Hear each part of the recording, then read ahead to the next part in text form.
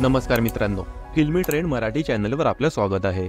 मित्रांनो, मनोरंजन विश्वातील अनेक कलाकार मंडळी अनेकदा त्यांच्या वैयक्तिक आयुष्यात अनेक कठीण प्रसंगांना सामोरे जात असतात। याबद्दल ते सोशल मीडियाद्वारे आपल्या चाहत्यांपर्यंत माहिती पोहोचवत असतात आणि याद्वारे ते चाहत्यांना सावध देखील करत असतात। असंच काहीसे झाले होते एका सुप्रसिद्ध अभिनेत्याबरोबर, आणि या अभिनेता म्हणजे लग्नाची बेडी मालिकेतून घराघरात पोहोचलेला सुप्रीत कदम। सुप्रीतने आपल्या सोशल मीडियावर एक पोस्ट शेअर केली आहे, ज्यातून त्याने त्याचा पुन्हा पुनर्जन्म झाल्याचे सांगितलं आहे।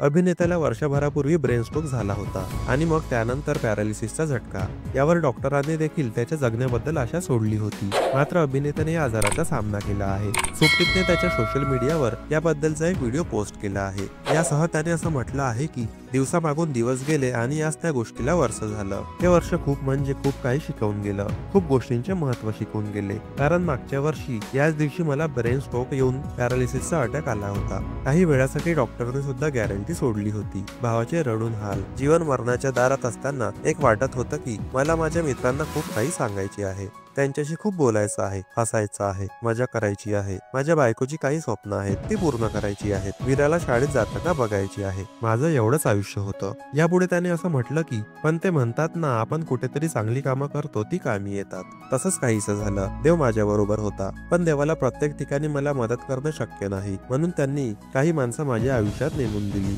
मला दुसरं जीवन देणारे माझे मित्र। शुद्धीत आलो तेव्हा सगळे समोर उभे होते, अगदी देवासारखे। वाटलं नव्हतं साले देवाच्या रूपात माझ्या समोर येतील। आयुष्यात जी काही भांडण झाली, जे काही गैरसमज झाले, ते सगळं विसरून माझ्या बरोबर उभे होते। यापुढे अभिनेत्याने असं म्हटलं आहे की या सगळ्यात एक गोष्ट प्रकर्षाने सांगू इच्छितो की गैरसमज, राग, रुसवे, दुश्मनी हे सगळं माणूस जिवंत असेपर्यंत। एकदा तो निघून गेला की राहत तो पश्चाताप। तुम्हाला कोणाची माफी मागायची असेल, कोणाला माफ करायचं असेल तर करून टाका, कारण दुसऱ्या क्षणाला ती व्यक्ती असेल की नसेल माहिती नाही। हात जोडून मनापासून आभार जे माझ्या बरोबर उभे होते।